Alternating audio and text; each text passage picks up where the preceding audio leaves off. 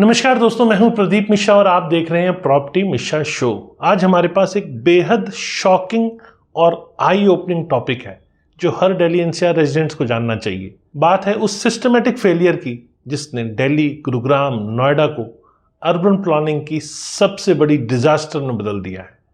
क्या आप जानते हैं सेंट्रल ब्यूरो ऑफ इन्वेस्टिगेशन ने रिसेंटली 22 मेजर केसेस रजिस्टर किए हैं एनसीआर बिल्डर्स और बैंक के खिलाफ, जिसमें हजारों होम बायर्स, हजारों भी नहीं लाखों होम बायर्स को सिस्टमेटिकली चीट किया गया है। क्या आपको पता है कि स्मार्ट सिटी मिशन जिस पर 2 लाख करोड़ रुपए खर्च किए गए हैं, उसमें 68 सिटीज अपने टारगेट नहीं अचीव कर पाए हैं। क्या आप समझ पाते हैं कि क्यों हर मानसून में same water logging, same traffic charge और सेम इंफ्रास्ट्रक्चर ब्रेकडाउन रिपीट होता जाता है? आज मैं आपको बताऊंगा उन शॉकिंग ट्रुथ्स के बारे में जो मीडिया में कभी हाईलाइट नहीं होती। Political corruption, builder politician nexus, systematic planning failure और रियल एस्टेट माफिया जिसने दिल्ली एनसीआर को इकोनॉमिक अपॉर्चुनिटीज से ज़्यादा प्रॉब्लम में बदल दिया है। ये एपिसोड आपकी आंखें खोल देगा कि कैसे $1 बिलियन प्रोजेक्ट्स डेलिबरेटली फेल किए जाते हैं और कैसे आम सिटीजन को इसकी प्राइस पे करनी पड़ती है। वीडियो को लास्ट तक देखिएगा, लाइक, कमेंट, शेयर अगर आपको पसंद आए तो कीजिएगा, और अगर आप फ्यूचर में रेगुलर ऐसे इन्फॉर्मेटिव वीडियोस देखना चाहते हैं तो फटाफट चैनल को सब्सक्राइब कर लीजिए, और अगर अभी तक नहीं किया है तभी कीजिएगा।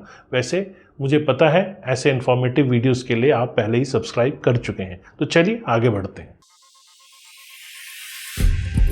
नमस्कार, मैं हूं प्रदीप मिश्रा। प्रॉपर्टी मिश्रा शो में आपका स्वागत है। यहाँ हम आपको प्रॉपर्टी और प्रॉपर्टी मार्केट की हकीकत बताते हैं। नो बकवास, डायरेक्ट काम की बात। चलिए शुरू करते हैं। सबसे पहले हिस्टोरिकल कंटेक्स्ट पे बात करते हैं। दिल्ली एनसीआर की करंट सिचुएशन को समझने के लिए पहले हिस्टोरिकल प्रोस्पेक्टिव देखना बहुत ज़रूरी है। 1947 में दिल्ली की पॉपुलेशन सिर्फ 9 लाख थी, आज ये करोड़ों में पहुंच गई है। माइग्रेशन का ये स्केल किसी भी सिटी के लिए हैंडल करना इम्पॉसिबल था, स्पेशली बिना प्रॉपर प्लानिंग के। लेकिन असली प्रॉब्लम ये नहीं थी कि पॉपुलेशन बढ़ गई। प्रॉब्लम यह थी कि जो प्लानिंग अथॉरिटीज़ बनाई गई, जैसे national capital regional planning board, उसके पास सिर्फ प्लान बनाने का अथॉरिटी था, इम्प्लीमेंटेशन का कोई कंट्रोल नहीं था। इमेजिन करिए आप एक ब्लूप्रिंट बनाते हैं लेकिन उसे एग्जीक्यूट करने का आपके पास कोई पावर नहीं है। यही हुआ दिल्ली एनसीआर के साथ। गुरुग्राम ओरिजिनली एक बैरन लैंड था जहां वाटर टेबल एक्सट्रीमली लो था और एग्रीकल्चर भी कई जगहों पे प्रैक्टिकली पॉसिबल नहीं था। लेकिन डीएलएफ जैसी कंपनी ने एक मास्टरफुल मार्केटिंग स्ट्रेटजी खोली। उन्होंने हिंदुस्तान लीवर जैसी बिग कॉर्पोरेट कंपनीज को कन्विंस किया कि इंस्टेड ऑफ 9 to 10 ऑफिसेज इन दिल्ली, एक सिंगल ऑफिस गुरुग्राम में ले लो। कॉर्पोरेट वर्ल्ड इस बेट में फंस गया और देखते देखते मिलेनियम सिटी का टैग लग गया। नोएडा एक कंप्लीट डिफरेंट स्टोरी है। इमरजेंसी के दौरान जब दिल्ली में स्लम क्लियरेंस किया गया तो डिस्प्लेस्ड पॉपुलेशन को नोएडा भेज दिया गया। New Okhla industrial development authority का मतलब था इंडस्ट्रियल वर्कर्स के लिए बेसिक हाउसिंग प्रोवाइड करना। लेकिन यहाँ भी वही गलती हुई, इंफ्रास्ट्रक्चर के बिना एक्सपेंशन। बाद में धीरे धीरे इंफ्रास्ट्रक्चर पर फोकस बढ़ाया गया। जी हाँ, अब बात करते हैं सबसे डार्क रियलिटी की, बिल्डर पॉलिटिशियन ब्यूरोक्रेट नेक्सस की। ये सिर्फ करप्शन नहीं है, ये कंप्लीट इकोसिस्टम है जो सिस्टमैटिकली कॉमन सिटीजन्स को लूट करने के लिए डिजाइन किया गया है। 2003 में रियल एस्टेट में प्री लॉन्च प्रॉपर्टी बुकिंग का ट्रेंड शुरू हुआ, जब इंटरेस्ट रेट कम हुए और मिडिल क्लास को होम लोन एक्सेसिबल हो गए। डेवलपर्स ने रियलाइज किया कि कंस्ट्रक्शन से पहले ही प्रोजेक्ट सेल करके अर्ली फंडिंग मिल सकती है। बायर्स को डिस्काउंट मिलता था, लेकिन डिलीवरी डिलेज, कॉस्ट एस्केलेशन और प्रोजेक्ट मॉडिफिकेशन कॉमन हो गए। 2017 में रेरा एक्ट इंप्लीमेंटेशन के बाद technically pre launch sales ban हो गई, लेकिन डेवलपर्स ने expression of interest, soft launch और डिजिटल मार्केटिंग के थ्रू ये प्रैक्टिस कंटिन्यू रखी। आज भी रेरा वायलेशंस के साथ प्री लॉन्च कंसेप्ट सरवाइव कर रहा है, क्योंकि यह डेवलपर्स को अर्ली कैश फ्लो और बायर्स को लोअर प्राइस देता है। सीबीआई के रीसेंट इन्वेस्टिगेशन में जो शॉकिंग फैक्ट्स निकल कर आए हैं वो बताते हैं कि नेक्सस कितना डीपली रूटेड है। 22 मेजर केसेस में सुपरटेक, जेपी, अजनारा, वाटिका जैसे बड़े नाम इन्वॉल्व हैं। साथ में SBI, HDFC, ICICI जैसे बैंक भी हैं। ये कोई कोइंसिडेंस नहीं है, यह प्लान कॉन्स्पिरेसी है। सबवेंशन स्कीम के नाम पे जो फ्रॉड हुआ, उसमें बिल्डर्स ने होम बायर्स के नाम पे लोन लिए, बैंक से पैसे लिए, लेकिन प्रोजेक्ट डिलीवर नहीं किए। जब बिल्डर डिफॉल्ट करने लगे तो बैंक ने इनोसेंट होम बायर्स को हरास करना शुरू किया, और वो भी EMI के लिए, उन फ्लैट्स के लिए जो एग्जिस्ट ही नहीं करते थे। सुप्रीम कोर्ट ने ये नेक्सस इन्वेस्टिगेशन करने के लिए CBI को डायरेक्शन दिया, लेकिन लाखों फैमिलीज कंप्लीटली रूइंड हो गई। ये सिर्फ फाइनेंशियल लॉस नहीं है, ये systematic destruction of middle class dreams है। पॉलिटिकल इंटरफेरेंस इंफ्रास्ट्रक्चर प्रोजेक्ट्स में रोजाना दिखती है। रिसर्च स्टडीज बताती हैं 30 से 40% प्रोजेक्ट करप्शन या पॉलिटिकल इंटरफेरेंस से अफेक्टेड होती है। जब पॉलिटिशियंस का इन्वॉल्वमेंट होता है कॉन्ट्रैक्टर सिलेक्शन के अंदर, तो कॉस्ट 20 से 30% तक बढ़ जाती है, क्वालिटी डिटोरेट हो जाती है और टाइमलाइंस कंप्लीटली इग्नोर हो जाते हैं। चलिए लगे हाथ बात कर लेते हैं स्मार्ट सिटी मिशंस की, उनका epic failure. Smart city mission पे 2 लाख करोड़ रुपए खर्च होने के बाद भी रिजल्ट देखिए, 68 आउट ऑफ 100 सिटीज अपने टारगेट अचीव नहीं कर पाए। ये सिर्फ मिसमैनेजमेंट फेलियर नहीं है, ये सिस्टमैटिक इनकम्पिटेंस है। जो सिटीज सक्सेसफुल डिक्लेयर की गई वो भी मिसलीडिंग डाटा के बेसिस पर। कुछ सिटीज ने अपने ओरिजिनल टारगेट से 4 गुना प्रोजेक्ट कंप्लीट करने का क्लेम किया, लेकिन ग्राउंड रियलिटी ये थी कि ओरिजिनल प्लान्स को आर्बिट्रेटरी मॉडिफाई कर दिया जाता था। पार्लियामेंट्री कमेटी की रिपोर्ट में क्लियरली मेंशन था कि actual compensation rate projected figure से मच लोअर है। स्मार्ट सिटी का डेफिनेशन तक क्लियर नहीं था। गवर्नमेंट ओपनली एडमिट करती थी there is no universally accepted definition of smart city. तो फिर 2 लाख करोड़ रुपए किस बेसिस पे एलोकेट किए गए? ये पूरी एक्सरसाइज एक पॉलिटिकल स्टंट था। ग्राउंड लेवल इंप्रूवमेंट के लिए कोई सीरियस कमिटमेंट नहीं था। इम्प्लीमेंटेशन लेवल पे जो problems I, land acquisition delay, legal issues, frequent transfer of project heads, coordination failure between different agencies, ये सब प्रेडिक्टेड थे। लेकिन पॉलिटिकल लीडरशिप ने इन ग्राउंड रियलिटीज को इग्नोर करके ग्रैंड अनाउंसमेंट्स पर फोकस किया। चलिए अब बात करते हैं इंफ्रास्ट्रक्चर डेवलपमेंट में सिस्टमैटिक करप्शन की। दिल्ली NCR में इंफ्रास्ट्रक्चर प्रोजेक्ट की हिस्ट्री देखी जाए तो करप्शन का पैटर्न क्लियर हो जाता है। फ्लाईओवर्स के एग्जाम्पल लेते हैं, डिकेड्स लग जाते हैं बनने में, बजट 200 से 300% तक एक्सीड हो जाता है, और फाइनल रिजल्ट ये होता है कि फ्लाईओवर के एंड पर बिगर ट्रैफिक जाम हो जाता है। ये प्लानिंग फेलियर नहीं, ये डेलिब्रेट है। कॉन्ट्रैक्टर्स को बेनिफिट होता है प्रोलॉन्ग प्रोजेक्ट से, क्योंकि वो इन्फ्लेटेड कॉस्ट क्लेम कर सकते हैं। पॉलिटिशियंस को बेनिफिट होता है मल्टीपल इनॉग्रेशंस और अनाउंसमेंट से। ब्यूरोक्रेट्स को बेनिफिट होता है एक्सटेंडेड प्रोजेक्ट साइकिल और एडिशनल अप्रूवल से। गुरुग्राम वाटर लॉगिंग का केस परफेक्ट एग्जाम्पल है। हर मानसून में सेम ड्रामा रिपीट होता है। गवर्नमेंट क्लेम करती है कि 90 क्रिटिकल पॉइंट्स आइडेंटिफाई किए गए, और वो 2019 की बात थी। 60 को एड्रेस कर दिया गया 2024 तक, लेकिन ग्राउंड रियलिटी यह है कि 32 मेजर रोडों पर अभी भी प्रॉपर ड्रेनेज नहीं है। 3602 करोड़ रुपए GMD ने खर्च किए अर्बन इंफ्रास्ट्रक्चर पर पिछले 5 सालों में। 230.8 करोड़ रुपए MCG ने सेपरेटली खर्च किए हैं। 544 किलोमीटर ड्रेन क्लीन्ड किए गए, 141 हैवी ड्यूटी पंप्स और 77 सक्शन टैंकर डिप्लॉय किए गए। इतने रिसोर्सेज के बाद भी वाटर लॉगिंग का प्रॉब्लम सॉल्व नहीं हुआ। रीजन सिंपल है, मनी इंफ्रास्ट्रक्चर डेवलपमेंट में नहीं जा रहा है, पॉलिटिकल पॉकेट्स में जा रहा है या ब्यूरोक्रेट्स के पास जा रहा है। रियल सॉल्यूशंस के लिए comprehensive drainage plan, proper gradient mapping और साइंटिफिक वाटर मैनेजमेंट चाहिए, लेकिन ये सब लॉन्ग टर्म कमिटमेंट चाहता है, इमीडिएट पॉलिटिकल गेन नहीं देता। चलिए अब बात करते हैं लैंड एक्विजिशन और लीगल माफियाज के बारे में। लैंड एक्विजिशन में भी सिस्टमैटिक करप्शन का नेटवर्क ऑपरेट करता है। किसी भी मेजर प्रोजेक्ट के लिए जब लैंड एक्वायर की जाती है तो मार्केट रेट से 10 से 20 गुना कम कंपनसेशन दिया जाता है, और फिर सेम लैंड को प्राइवेट डेवलपर को सेल कर दिया जाता है मैसिव प्रॉफिट लेकर। नोएडा और ग्रेटर नोएडा में फार्मर प्रोटेस्ट का रियल रीज़न यही था। उनकी एग्रीकल्चर लैंड को पब्लिक इंटरेस्ट के नाम पे एक्वायर किया गया था इंडस्ट्रियल डेवलपमेंट के लिए, लेकिन ultimately commercial real estate project में कन्वर्ट हो गई। या कमर्शियल या रेजिडेंशियल दोनों में कन्वर्ट होगी। फार्मर्स को रिहेबिटेशन भी प्रॉपर नहीं मिली और कंपनसेशन भी इनएडिक्वेट था।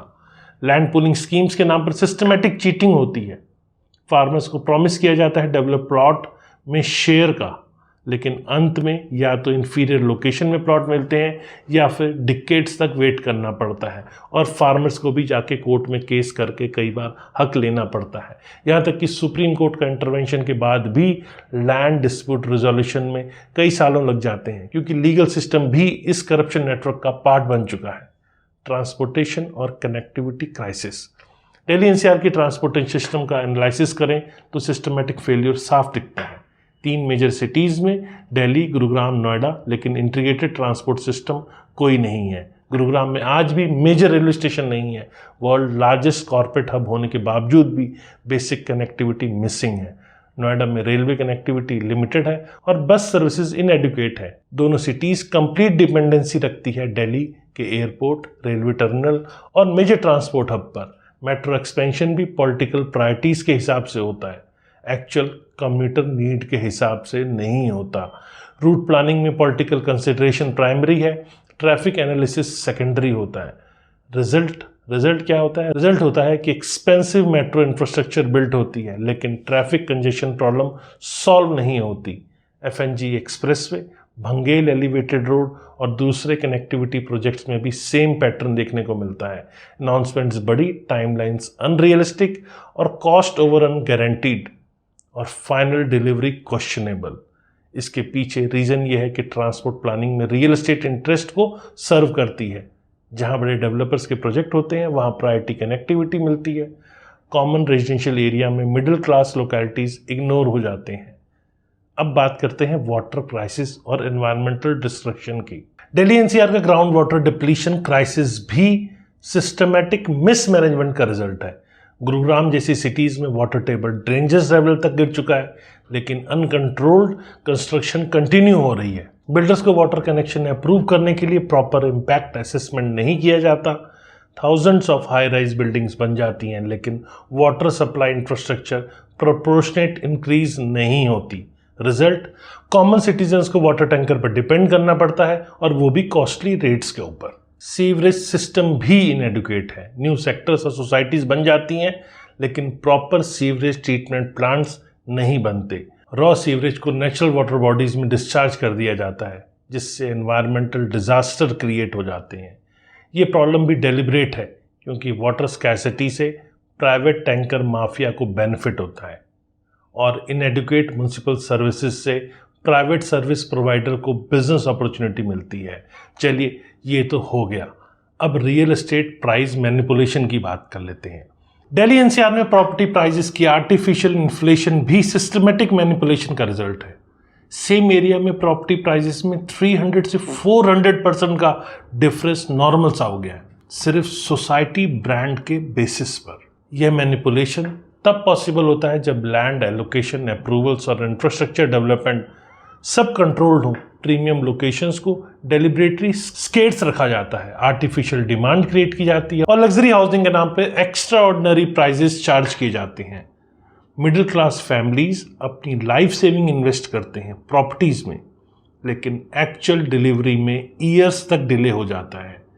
इस दौरान इन्फ्लेशन, कॉस्ट वेरिएशन और एडिशनल चार्जेस के नाम पर ओरिजिनल प्राइसेस डबल ट्रिपल हो जाते हैं। बैंक्स भी इस रैकेट में पार्टिसिपेट करते हैं, फेवरेबल लोन टर्म्स देकर बिल्डर्स को और हार्श रिकवरी मेथड अप्लाई करके होम बायर्स को।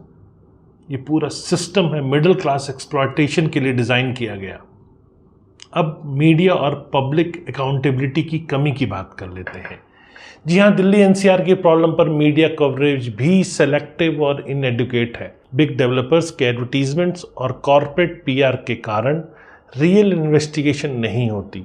करप्शन केसेस को हाईलाइट नहीं किया जाता। सिस्टमेटिक फेलियर को इंडिविजुअल मिस्टेक के रूप में प्रेजेंट किया जाता है और मीडिया में वो सब दिखता है जो डेवलपर दिखाना चाहता है। बढ़ती सेल्स रिपोर्ट या आंकड़े अपने हिसाब से रिसर्च कंपनियां तैयार करती हैं और वही मीडिया में चलता है। ये सब कुछ डेवलपर्स की पीआर एजेंसी पूरा मैनिपुलेट करती हैं। पब्लिक अकाउंटेबिलिटी मैकेनिज्म भी वीक है।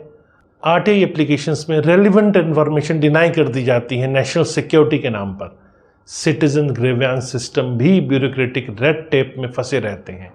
लीगल इलेक्टेड रिप्रेजेंटेटिव्स जैसे कि कॉरपोरेटर्स, एमएलएज, एमपीज भी इस करप्शन इकोसिस्टम का पार्ट बन जाते हैं instead of public interest protect करने के। रिजल्ट ये होता है कि कॉमन सिटीजन्स के पास कोई इफेक्टिव रिकोर्स नहीं रहता सिस्टमेटिक प्रॉब्लम के लिए। Technical solution versus political will की बात करना भी आज बहुत ज़रूरी है। दिल्ली एनसीआर की प्रॉब्लम्स के टेक्निकल सॉल्यूशंस अवेलेबल हैं। Comprehensive urban planning, integrated transport system, scientific water management, proper waste treatment, sustainable construction practices, लेकिन ये सब एक पॉलिटिकल विल चाहता है। इंटरनेशनल एग्जाम्पल्स भी हैं सक्सेसफुल अर्बन डेवलपमेंट के, सिंगापुर, टोक्यो, यूरोपियन सिटीज़।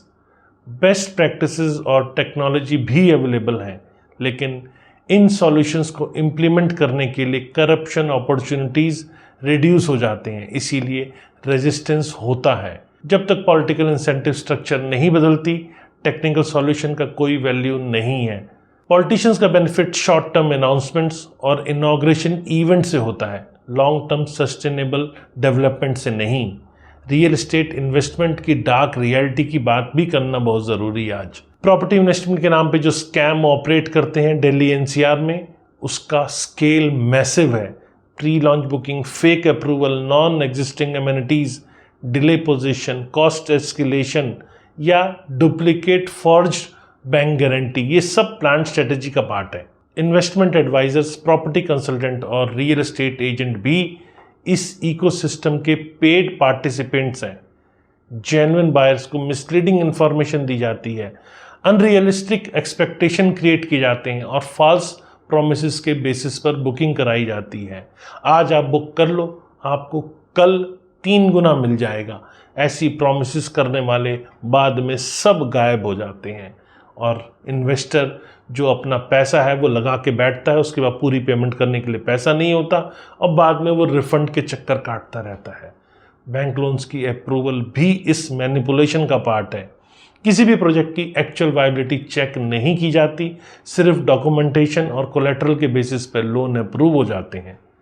जब प्रोजेक्ट फेल होते हैं तो बैंक अपनी रिकवरी होम बायर से करते हैं, बिल्डर से नहीं। फ्यूचर प्रिडिक्शन और वार्निंग साइंस की बात कर लेते हैं।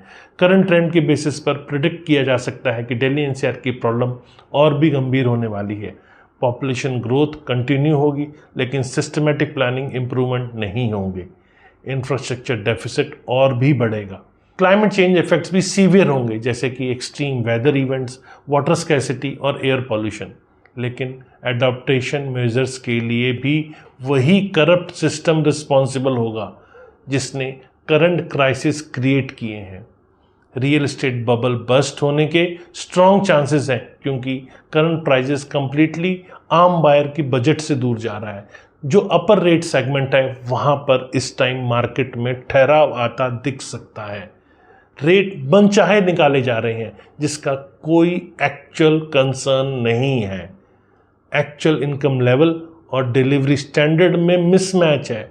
जब ये बबल बस्ट होगा तो maximum impact middle class families पे होगा, जिन्होंने अपनी सेविंग इन्वेस्ट की है। तो चलिए अब आपको कुछ देते हैं प्रैक्टिकल एडवाइस और सर्वाइवल स्ट्रेटजी। इस करप्शन इकोसिस्टम में सर्वाइव करने के लिए कुछ प्रैक्टिकल स्ट्रेटजीज हैं आपके लिए, जैसे कि प्रॉपर्टी इन्वेस्टमेंट से पहले टेक्निकल ड्यू डिलिजेंस करें, legal approval, environmental clearance, infrastructure readiness, developer track record, marketing materials और सेल्स प्रोमिसेस पर ब्लाइंडली ट्रस्ट ना करें। फाइनेंशियल प्लानिंग में भी रिस्क डाइवर्सिफिकेशन रखें। अपनी एंटायर सेविंग एक प्रॉपर्टी में इन्वेस्ट ना करें। इमरजेंसी फंड मेंटेन करें, क्योंकि डिले और एडिशनल कॉस्ट के लिए आपको प्रिपेयर रहना चाहिए। लीगल डॉक्यूमेंटेशन को केयरफुली रिव्यू करें। बिल्डर एग्रीमेंट में हिडन क्लॉजेज होते हैं जो बायर के खिलाफ जाते हैं। लीगल एडवाइज़र से इंडिपेंडेंट ओपिनियन लें। बिल्डर के रिकमेंडेड लॉयर पर डिपेंड ना करें। कम्युनिटी एक्शन भी इम्पॉर्टेंट है। होम बायर एसोसिएशन बनाएं, कलेक्टिव बार्गेनिंग करें और लीगल सपोर्ट शेयर करें। इंडिविजुअल कंप्लेंट अक्सर इग्नोर हो जाती है, लेकिन ग्रुप एक्शंस को अटेंशन मिलती है। पॉलिटिकल अवेयरनेस भी ज़रूरी है। लोकल इलेक्शंस में कैंडिडेट्स के ट्रैक को चेक करें। डेवलपमेंट प्रोसेस को क्रिटिकली इवैल्यूएट करें। आम सिटीजन्स के रूप में अपने राइट्स के लिए असर्टिव रहें। गवर्नमेंट अकाउंटेबिलिटी और रिफॉर्म पॉसिबिलिटीज़ के बारे में बात कर लेते हैं। दिल्ली एनसीआर की प्रॉब्लम सॉल्व करने के लिए सिस्टमेटिक रिफॉर्म चाहिए, लेकिन ये तभी पॉसिबल है जब पब्लिक प्रेशर क्रिएट हो। प्लानिंग अथॉरिटीज़ और रियल इम्प्लीमेंटेशन पावर दिया जाना चाहिए, सिर्फ पेपर वर्क का, अथॉरिटी का नहीं। इंटीग्रेटेड प्लानिंग अप्रोच अपनाई जानी चाहिए, जहां ट्रांसपोर्ट, हाउसिंग, वाटर, सीवरेज सब कुछ कोऑर्डिनेटेड हो। ट्रांसपेरेंसी मैकेनिज्म स्ट्रेंथन करने होंगे। All project details public domain में होने चाहिए। रेगुलर मॉनिटरिंग रिपोर्ट्स पब्लिश करने होंगे और सिटीजन पार्टिसिपेशन इंश्योर करने होंगे। एंटी करप्शन मेजर्स में भी इम्प्रूवमेंट चाहिए।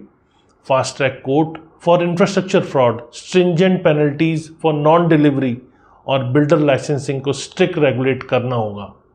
प्राइवेट सेक्टर पार्टिसिपेशन भी रेगुलेट करने होंगे, प्रॉपर सेफगार्ड के साथ, परफॉर्मेंस गारंटीज के साथ और पब्लिक इंटरेस्ट प्रोटेक्शन के साथ। तो दोस्तों, दिल्ली एनसीआर की ये रियलिटी चेक डिस्टर्बिंग है, लेकिन नेसेसरी है। ये जानना ज़रूरी है कि हमारे अर्बन डेवलपमेंट मॉडल कैसे सिस्टमेटिक फेल हो रहे हैं और कॉमन सिटीजन्स को कैसे एक्सप्लॉइट किया जा रहा है।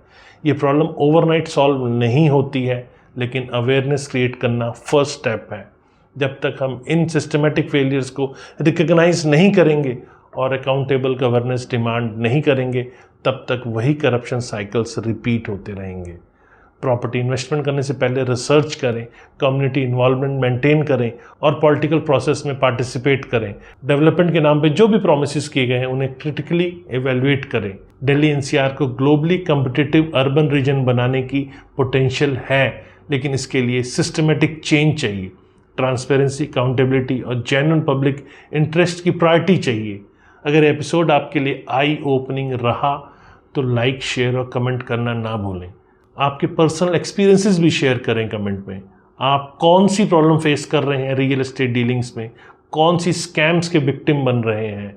प्रॉपर्टी मीशा को सब्सक्राइब करें और नोटिफिकेशन बेल प्रेस करें, ताकि आपको हमारे लेटेस्ट एपिसोड का अलर्ट मिलता रहे। अगले एपिसोड में फिर हम डिस्कस करेंगे एक और नए बड़े मुद्दे की। इस करप्ट सिस्टम से आपको बचाने की कोशिश हमारी जारी है। यह इंफॉर्मेशन नहीं है, सर्वाइवल गाइड है दिल्ली एनसीआर के रियल एस्टेट जंगल में नेविगेट करने के लिए। अगले एपिसोड तक के लिए स्टे इन्फॉर्म्ड, स्टे अलर्ट और स्टे सेफ। धन्यवाद।